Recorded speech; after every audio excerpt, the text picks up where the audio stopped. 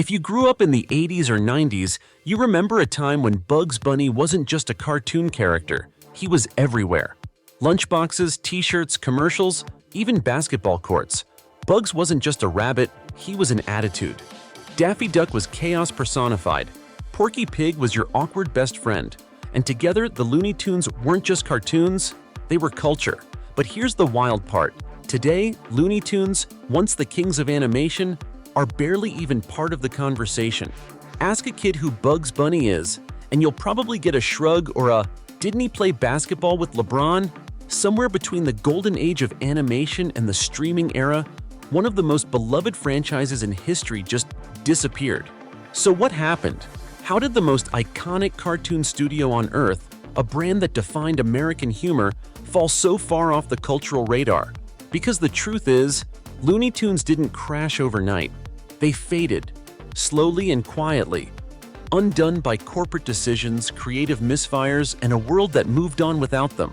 But before we break down why that happened, let's rewind, way back, to remember just how big Looney Tunes used to be. Looney Tunes started back in the early 1930s as a series of animated shorts shown before feature films. They were Warner Brothers' answer to Disney's silly symphonies, except where Disney chased sweetness and sentiment, Looney Tunes chased slapstick and sarcasm. It wasn't about cute mice or fairy tales. It was about explosions, anvils, and characters who could outsmart anyone, even their own creators. By the 1940s and 50s, names like Chuck Jones, Tex Avery, Bob Clampett, and Friz Freleng were redefining what animation could be.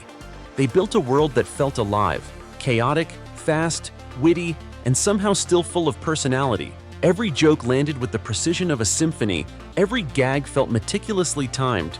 This was art disguised as madness. And the thing is, these weren't just kid cartoons. Adults loved them too. They were filled with political satire, celebrity parodies, and meta-humor that went way over a child's head. They were the first real example of animation for everyone. But as television took over in the 1950s and 60s, Warner Brothers realized they could repackage these theatrical shorts for a whole new audience, Saturday morning TV. And that's when Looney Tunes truly became a phenomenon. For decades, these characters were the face of American humor. They were the reason kids woke up early on weekends. Their voices, their timing, their gags, they shaped comedy for generations. If you've ever laughed at sarcasm, physical comedy, or a character breaking the fourth wall, you felt Looney Tunes' influence. But then, somewhere around the late 1980s, the cracks started to show. When Warner Brothers started merging with larger corporations, Looney Tunes stopped being a creative property and started being a business asset. Bugs and Daffy weren't characters anymore. They were trademarks. And the focus shifted from storytelling to selling. Instead of investing in new shorts or hiring young animators to carry the torch, the studio started pumping out merchandise. Lunchboxes, bed sheets, Pepsi ads, and Space Jam posters. It wasn't about creating the next Chuck Jones masterpiece. It was about how many shirts you could slap Bugs Bunny on. Now, don't get me wrong, Space Jam in 1996 was a hit. It reignited the franchise, turned Bugs into a 90s icon, and introduced the characters to a whole new generation. But it also created a problem. Because after Space Jam, Warner Brothers didn't really know what to do next. They had just pulled off a massive nostalgia play, and instead of using that momentum to make something new, they just kept chasing that same feeling. Reruns, compilations, re-releases. It was all about recycling the past instead of building the future. And that's the first major reason Looney Tunes fell: corporate mismanagement. When you treat creativity like a product instead of a passion, you lose the spark that made it special in the first place. The soul of Looney Tunes, that rebellious, chaotic, improvisational energy, was replaced with a corporate checklist. But the real gut punch came from what happened next: creative stagnation. See, after the original directors retired or passed away, Warner Brothers never really found new voices who understood what made Looney Tunes tick. They tried modern reboots.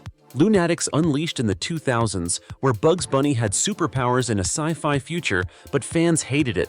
Then, the Looney Tunes show tried to make them suburban roommates. Funny idea, but it felt more like a sitcom than a cartoon. These projects weren't bad because they were different. They were bad because they didn't understand the DNA of Looney Tunes. These characters work because they're timeless archetypes: tricksters, egomaniacs, romantics, schemers. They don't need to be modernized. They need to be written cleverly. But by the 2000s, Warner Brothers had lost that rhythm. The jokes felt forced. The animation, while slicker, lacked the elasticity and surprise of the originals. It was like watching someone imitate a comedian without understanding the timing. And fans noticed. Older viewers were nostalgic, younger viewers were confused, and somewhere in between, Looney Tunes just stopped connecting. The voice acting changed, the pacing changed. Even the music lost that orchestral punch that made the old ones feel alive. The heart was gone. Meanwhile, the world of animation had exploded. Nickelodeon, Cartoon Network, Pixar, DreamWorks, all of them were redefining what animation could be. Kids were obsessed with SpongeBob, the Powerpuff Girls, Toy Story, Shrek. Each had its own modern voice, tailored to a new generation's humor. And compared to that, Looney Tunes suddenly felt ancient. The biggest shift came with the rise of streaming. Back in the day, everyone watched the same cartoons on Saturday mornings. There was a shared culture. Now, kids curate their own playlists on YouTube or Netflix. They grow up with completely different shows, memes, and references. So when there's no single cultural moment uniting kids around Bugs and Daffy, they just become background noise. Looney Tunes stopped being essential viewing and became just another title buried on HBO Max. But there's something deeper here, something that hits harder than just changing technology. Because Looney Tunes wasn't just funny, it taught something. It celebrated cleverness. It taught kids that the smartest person, or rabbit, in the room doesn't have to be the strongest. It encouraged rebellion, wit, and resilience. And that kind of humor, that confidence, doesn't really exist in the same way today. When Bugs Bunny tricked his enemies, he wasn't just being mischievous. He was symbolizing the underdog, the quick thinker who uses brains over brawn. And in a world full of rules, censorship, and political correctness, that kind of humor feels almost dangerous again. Maybe that's why Looney Tunes doesn't quite fit anymore. Its humor was born in a world that celebrated the absurd, the chaotic, and the unapologetically ridiculous. Now we live in a culture that second-guesses every joke. And Looney Tunes, for all its brilliance, never learned how to evolve without losing its edge. So here's the big question: can Looney Tunes ever come back? Well, Warner Brothers has tried a lot. They released Space Jam, a new legacy, in 2021, hoping lightning would strike twice. But instead of nostalgia and charm, we got a corporate crossover filled with product placement and soulless CGI cameos. It wasn't a movie, it was an algorithm.